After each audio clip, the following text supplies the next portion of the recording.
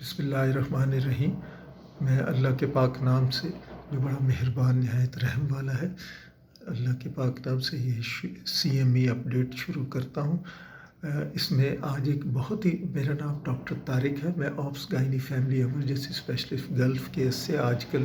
District gynaecologist physician کے طور پہ کام کر رہا ہوں۔ تو ایک بڑا ہی امپورٹنٹ ٹاپک ہے جس کے بارے میں تھوڑی سی آپ کو آگاہی دینا چاہوں گا۔ ایک عورت جو ہے وہ آتی ہے آپ کے پاس، اس کے پاس ایک الٹرا ساؤنڈ کا اسکین ہے، اور اس عورت نے یہ جو ان ویٹرو فرٹیلائزیشن مصنوعی طریقہ ہے وہ ہے ولادت کا، وہ جو ہے IVF ٹریٹمنٹ اس نے لیا ہوا ہے، لیکن الٹرا ساؤنڈ میں اسکین پہ اس کے جو ہے وہ اس میں وہ رائٹ ٹیوب میں حمل ہے۔ اس کا آپ کے پاس آئیے مشورے کے لیے اور کاؤنسلنگ کے لیے۔ اب آپ نے اس سے کیسے اس کو کاؤنسل کرنا ہے، اس بارے میں تھوڑی سی آگاہی دینا پسند کروں گا کہ آپ نے اس کو بڑا ہمدردی سے اور تحمل سے اس کو ری ایشور کرا کے اس کی بات سننی ہے کہ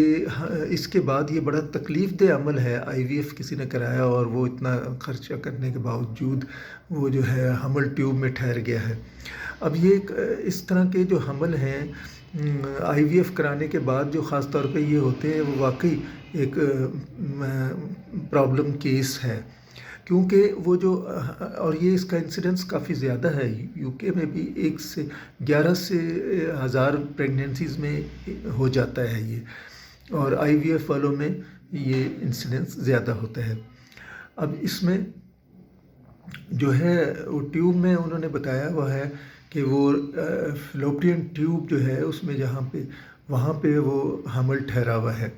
اب اس میں ایسا کوئی طریقہ نہیں کہ اس حمل کو جو ہے نا نیچے یوٹرس میں لایا جائے، یا اس کو سوائے اس کے کہ اس کا جو ہے یا میڈیکل یا سرجیکل یا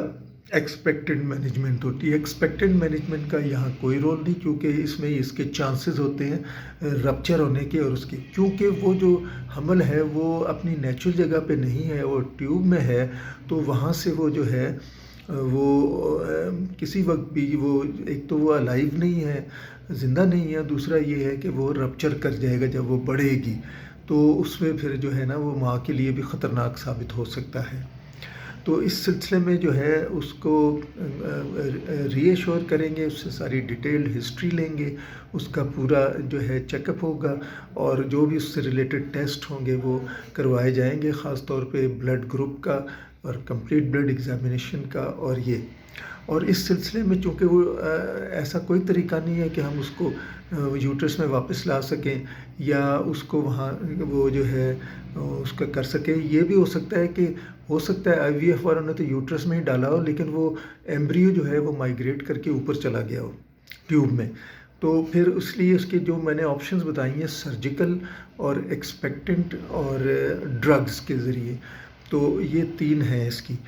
سرجری میں بھی چونکہ وہ IVF سے اس نے کیا ہوا ہے، تو اس کے لیے اگر وہ ہیمو ڈائنامکلی اسٹیبل ہے تو لیپروسکوپک سرجری کے ذریعے اس کی جس ٹیوب میں رائٹ ٹیوب میں وہ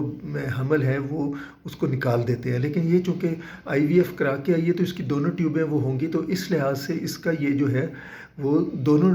جو ہے ٹیوبوں کی اس میں سرجری کرنی پڑے گی۔ سیلف انجیکٹمی اس کو آپریشن کو کہتے ہیں، اس کی وہ ٹیوب نکال دیتے ہیں، کیونکہ وہ پھر اس میں دوسری میں بھی حمل ہونے کا چانس ہوتا ہے۔ اچھا، چونکہ یہ IVF سے کر کے آئی ہوئی ہے تو اس کے لیے اس کی ٹیوبز کا ہونا ضروری نہیں ہے، اس کی انٹرا یوٹرائن پریگننسی پھر بھی IVF کے ذریعے نیکسٹ پریگننسی ہو سکتی ہے۔ ہاں، اس کا جب ہم وہ بیٹا HCG کراتے ہیں اور کارڈک ایکٹیویٹی دیکھتے ہیں الٹرا ساؤنڈ پہ، اور وہ اس کا سائز دیکھتے ہیں تو 3 سے کم ہے، اور اس کا 3000 سے کم ہے بیٹا HCG، اور وہ اس کا سائز بھی کم ہے، تو پھر ہم اس کو انجیکشن کے ذریعے ڈرگز جس کو میتھوٹریکسیٹ کہتے ہیں اس کے ذریعے بھی ہم اس کو علاج کر سکتے ہیں۔ اور وہ انجیکشن ڈے 1 پہ میتھوٹریکسیٹ کا 50 ملی گرام پر میٹر اسکوائر کے حساب سے لگتا ہے، اور اس میں یہ چانس ہوتا ہے کہ ان میں سے بھی 7% میں جو ہے یہ چانسز ہو سکتا ہے کہ وہ اس کا جو ہے رپچر ہو جائے، یا وہ اس کے سائیڈ ایفیکٹس بھی ہوتے ہیں جس میں یہ منہ پہ چھالے آ جانا، آنکھیں لال ہو جانا، معدے کا جو ہے وہ ایشو بنتا ہے، اور درد بھی ہوتا ہے۔ بعض دفعہ اس کا درد اتنا زیادہ شدید ہوتا ہے کہ اس کے لیے جو ہے وہ ہاسپٹل میں ایڈمٹ کرنا پڑتا ہے، اور پھر یہ کرانے کے بعد جو ہے اس کا ٹیکہ لگوانے کے بعد اگر اس کو کیا جائے، آپریشن میں نے بتایا تھا، اس کی سیلف انجیکٹ بھی کرتے ہیں، اور اگر بعض دفعہ یہ دیکھ لیتے ہیں کہ ساتھ والی ٹیوب ٹھیک ہے، اور اس میں پھر ہم سیلف انجاسٹمی، اس میں پھر ہم اس کو جو ہے وہاں سے نکال دیتے ہیں، تو اس کو سیلف انجاسٹمی کہتے ہیں، ورنہ اس کو ٹیوب کو پورے نکالنے کو آپریشن کو سیلف انجیکٹمی کہتے ہیں۔ اچھا، اس میں یہ بھی چانس میں نے جیسے بتایا کہ وہ جب وہ اگر ہیمو ڈائنامکلی اسٹیبل ہو اور وہ رپچر نہ کہیں بھی ہو تو پھر وہ لیپروسکوپ سے کر سکتے ہیں، ورنہ ہمیں اس کے لیے لیپراٹمی کرنی پڑتی ہے، پیٹ کھولنا پڑتا ہے، اور وہ ماں کے لیے بھی خطرناک ہوتا ہے کیونکہ اس میں ہیمو پیریٹونیم خون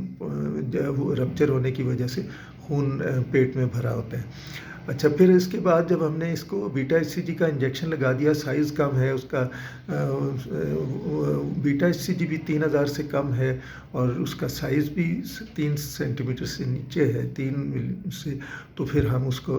ڈرگس کے ذریعے، میتھوٹریکسیڈ کے ذریعے، اس کا میں نے سائیڈ ایفیکٹس بتائے، اور پھر اس کے لیے ہمیں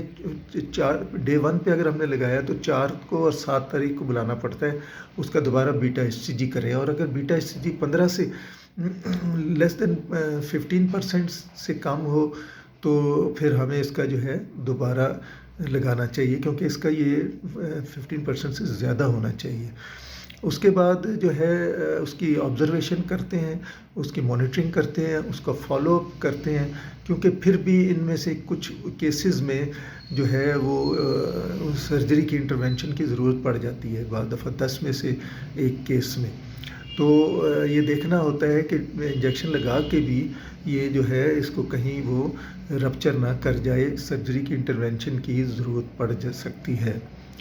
تو اس کے بعد پھر ہمیں یہ اس کا فالو اپ رکھنا پڑتا ہے، اس کو سمجھانا پڑتا ہے، اس کے جی پی کو بتانا پڑتا ہے، اور اس کے علاوہ اس کو یہ کہتے ہیں کہ وہ 3 مہینے تک حمل نہ ہونے دے، پریگنینسی، اور وہ کانٹیکٹ نہ کرے، اور جو ہے تاکہ وہ جو ہے اس کا یہ ٹائم وہ گزر جائے، اور اگر وہ نیگیٹو ہے تو اینٹی ڈی کا انجیکشن بھی لگتا ہے۔ تو اس سلسلے میں یہ تھوڑی سی جو ہے مشورے میں نے دیے ہیں، اور اس کا ٹیک اوے جو ہے وہ پرے، پریز، ٹرسٹ، لو، ورشپ اللہ ہے، اللہ کا ذکر، شکر، اور جو ہمہ وقت اس کی عبادت، اور اسوہ اسنا صلی اللہ علیہ وآلہ وسلم جو ہے وہ حضور صلی اللہ علیہ وسلم کا اسوہ اسنا ہماری صحت اور نجات ہے۔ ہمیں اپنا پاسٹ نہیں بھولنا چاہیے، دنیم ان کی ٹھوکر سے صحرا و دریا، سمٹ کر پہاڑ ان کی ہیبت سے رائی، یا رحیم یا کریم برحمت استغیث، سبحان اللہ و بحمدہ، سبحان اللہ العظیم۔